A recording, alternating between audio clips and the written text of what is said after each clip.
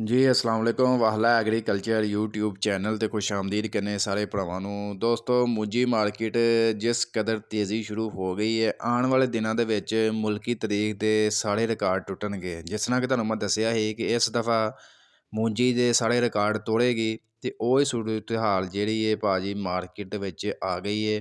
ਤੇ ਆਉਣ ਵਾਲੇ ਦਿਨਾਂ ਦੇ ਵਿੱਚ ਖਾਸ ਤੌਰ ਤੇ ਕਾਇਨਾਤ, ਇਸ ਤੋਂ ਇਲਾਵਾ 1509 ਸੁਪਰ ਜਿਹੜੀ ਹੈ, ਇਹ ਦੋ ਵਰਾਇਟੀ ਜਿਹੜੀ ਹੈ ਕਿਉਂਕਿ ਬਹੁਤ ਜ਼ਿਆਦਾ ਇਹਦੀ ਜਿਹੜੀ ਐਕਸਪੋਰਟ ਹੋ ਰਹੀ ਹੈ ਬਾਹਰ ਦੇ ਮੁਲਕਾਂ ਦੇ ਵਿੱਚ। ਇਹਦੇ ਚਾਵਲ ਬਹੁਤ ਜ਼ਿਆਦਾ ਪਸੰਦ ਕੀਤੇ ਜਾ ਰਹੇ ਨੇ, ਪਾਕਿਸਤਾਨੀ ਚਾਵਲ, ਜਿਹਦੀ ਵਜ੍ਹਾ ਤੋਂ ਪਾਕਿਸਤਾਨੀ ਮਕਾਮੀ ਮੰਡੀਆਂ ਦੇ ਵਿੱਚ ਇਹਦੀ ਮੰਗ ਵੱਧ ਗਈ ਹੈ। ਤੇ ਆਉਣ ਵਾਲੇ ਦਿਨਾਂ ਦੇ ਵਿੱਚ ਮੁਲਕੀ ਤਾਰੀਖ ਦੇ ਸਾਬਕਾ ਸਾਰੇ ਰਿਕਾਰਡ ਟੁੱਟਣ ਵਾਲੇ ਨੇ। ਤੇ ਇਸ ਹਵਾਲੇ 'ਚ ਜਦੋਂ ਸੀਜ਼ਨ ਬਿਲਕੁਲ ਮਤਲਬ ਸ਼ੁਰੂ ਹੋਣ ਵਾਲਾ ਸੀ, ਤਕਰੀਬਨ ਅਰੂਜ 'ਤੇ ਸੀ, ਤੇ ਉਦੋਂ ਹੀ ਤੁਹਾਨੂੰ ਮੈਂ ਦੱਸਿਆ ਸੀ ਕਿ ਮੁੰਜੀ ਮਾਰਕੀਟ ਜਦੋਂ ਸੀਜ਼ਨ ਖਤਮ ਹੋਏਗਾ, ਜ਼ਿਮੀਂਦਾਰ ਦੇ ਹੱਥੋਂ ਮੁੰਜੀ ਨਿਕਲੇਗੀ ਤੇ ਇਹਦੇ ਵਿੱਚ ਅਚਾਨਕ ਤੇਜ਼ੀ ਆਏਗੀ।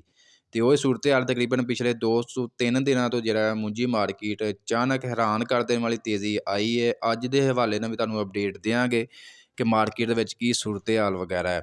ਇਸ ਤੋਂ ਇਲਾਵਾ ਗੰਦਮ ਮਾਰਕੀਟ ਵੀ ਮਤਲਬ ਫੁੱਲ ਸਮਝ ਲਓ ਕਿ ਗਰਮਾ ਗਰਮੀ ਹੈ, ਫੁੱਲ ਆਊਟ ਆਫ ਕੰਟਰੋਲ ਹੋਣ ਵਾਲੀ ਹੈ। ਕਿਉਂਕਿ ਅੱਜ ਕੱਲ੍ਹ ਜਿਹੜਾ ਹੁੰਦਾ ਨਾ, ਨਵੰਬਰ, ਦਸੰਬਰ, ਜਨਵਰੀ, ਫਰਵਰੀ, ਇਹ ਮਹੀਨੇ ਜਿਹੜੇ ਹੁੰਦੇ ਨੇ ਇਹ ਗੰਦਮ ਵਾਸਤੇ ਬਹੁਤ ਅਹਿਮੀਅਤ ਦੇ ਹਾਮਲ ਹੁੰਦੇ ਨੇ, ਕਿਉਂਕਿ ਗੰਦਮ ਇਸ ਬਹੁਤ ਜ਼ਿਆਦਾ ਸ਼ਾਰਟੇਜ ਪੈਦਾ ਹੋ ਜਾਂਦੀ ਹੈ। ਤੇ ਦੋਸਤੋ ਅੱਜ ਦੀ ਵੀਡੀਓ ਤੁਹਾਨੂੰ ਮੁਕੰਮਲ ਅਪਡੇਟ ਵਗੈਰਾ ਦੇਵਾਂਗੇ ਮੂੰਜੀ, ਗੰਦਮ, ਮਕਈ, ਤਿਲੀ ਦੇ ਹਵਾਲੇ ਨਾਲ, ਸਰਸੋਂ ਦੇ ਹਵਾਲੇ ਨਾਲ ਵੀ ਤੁਹਾਨੂੰ ਅਪਡੇਟ ਦੇਵਾਂਗੇ। ਕਾਫੀ ਭਾਈਆਂ ਦੇ ਕਮੈਂਟ ਠੀਕ ਹੈ, ਸਰਸੋਂ ਦੀ ਕਿਆ ਸੂਰਤ ਹਾਲ ਵਗੈਰਾ ਹੈ, ਕੀ ਫਿਊਚਰ ਹੈ, ਕੀ ਸਰਸੋਂ ਸਟਾਕ ਕਰਨੀ ਚਾਹੀਦੀ ਹੈ ਇਸ ਦਫਾ ਜਾਂ ਪਿਛਲੇ ਸਾਲ ਤਰ੍ਹਾਂ ਮਜ਼ੀਦ ਇਹਦਾ ਨੁਕਸਾਨ ਹੀ ਹੋਏਗਾ। ਤੇ ਮੁਕੰਮਲ ਤੁਹਾਨੂੰ ਅਪਡੇਟ ਵਗੈਰਾ ਕਰਦੇ ਹਾਂ। ਸਭ ਤੋਂ ਪਹਿਲਾਂ ਦੋਸਤੋ ਗੱਲ ਕਰਾਂਗੇ ਮੂੰਜੀ ਦੀ। ਮੂੰਜੀ ਦੇ ਵਿੱਚ ਸਭ ਤੋਂ ਪਹਿਲਾਂ ਗੱਲ ਕਰਦੇ ਹਾਂ ਜੀ ਕਾਇਨਾਤ 1121 ਵਰਾਇਟੀ ਦੀ। ਕਾਇਨਾਤ 1121 ਦਾ ਜਿਹੜਾ ਸਟਾਕ ਹੈ ਜ਼ਿਆਦਾਤਰ ਬਹੁਤ ਜ਼ਿਆਦਾ ਜਿਹੜਾ ਇਹਨਾਂ ਬਾਹਰ ਦੇ ਮਾਲਕਾਂ 'ਚ ਭੇਜਿਆ ਜਾ ਰਿਹਾ, ਤੇ ਇਹਦਾ ਰੇਟ ਤਕਰੀਬਨ ਅਚਾਨਕ ਇਹਦੇ ਰੇਟ ਦੇ ਵਿੱਚ ਜਿਹੜੀ ਤੇਜ਼ੀ ਵੇਖੀ ਹੈ।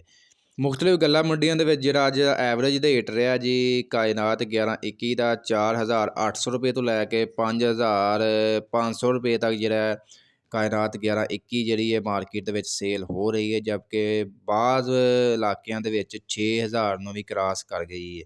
ਇਸ ਤੋਂ ਇਲਾਵਾ 1509 ਦੀ ਗੱਲ ਕਰੀਏ, ਇਹਦੇ ਵਿੱਚ ਵੀ ਤਕਰੀਬਨ ਜਿਹੜਾ ਪਿਛਲੇ 2 ਦਿਨਾਂ ਦੇ ਵਿੱਚ 300 ਰੁਪਏ ਤੋਂ ਲੈ ਕੇ 500 ਰੁਪਏ ਤੱਕ ਤੇਜ਼ੀ ਵੇਖੀ ਹੈ।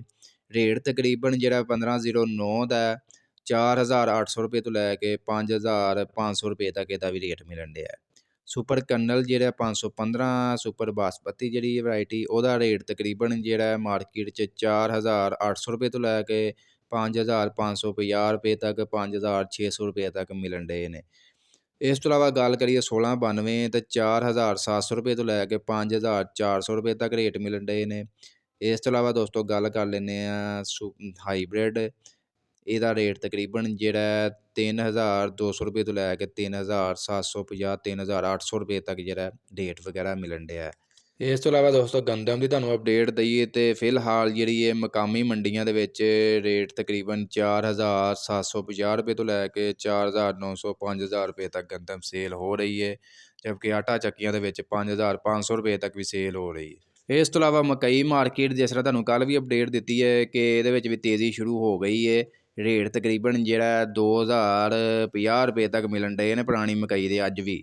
ਇਸ ਤੋਂ ਇਲਾਵਾ ਜਿਹੜੀ ਨਵੀਂ ਮਕਈ ਉਹਦਾ ਰੇਟ ਤਕਰੀਬਨ ਜਿਹੜਾ 1850 ਰੁਪਏ ਤੱਕ ਹਾਈਐਸਟ ਰੇਟ ਲੱਗਣ ਡਿਆ।